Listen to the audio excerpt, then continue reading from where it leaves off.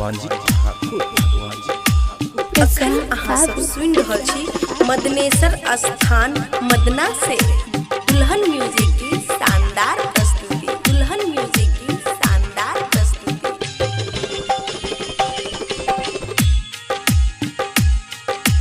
पागली गे पागली गे पागली पागली गे पागली छोड़ पागल के खोजला तू दुल्हन कली पागली गे पागली गे पागली पागली गे पागली। अहाँ सब सुनि रहल छी मदनेश्वर स्थान मदना से दुल्हन म्यूजिक की शानदार प्रस्तुति। मिक्स बाय भगवान जी ठाकुर भगवान जी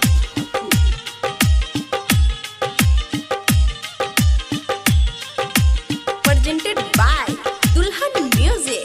दुआरा पे तो जहिया तोहरी बारात गे दुआरा पे तो जहिया तोहरी बारात गे ओई के बात है तो नहीं पगला से बात गे ओई के बात है तो नहीं पगला से बात गे दुआरा पे तो जहिया तोहर बारात गे ओई के बात है तो नहीं पगला से बात गे जानू जानू कह के जानू जानू कह के हमारा तू ठकली पगली गे पगली गे पगली पगली गे पगली।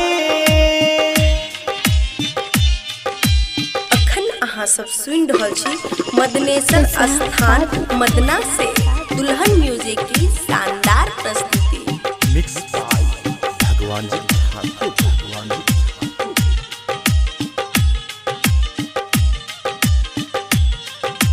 प्रेजेंटेड बाय दुल्हन म्यूजिक।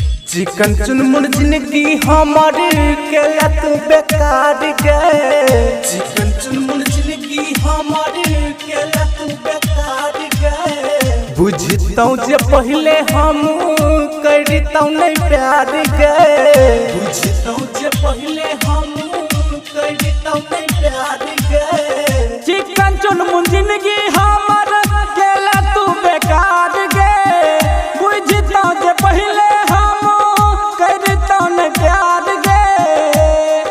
बदआलल गुड्डू ओ बदआलल भगवान जी छलवा सली पगली गे पगली गे पगली पगली गे पगली छोड़ पागल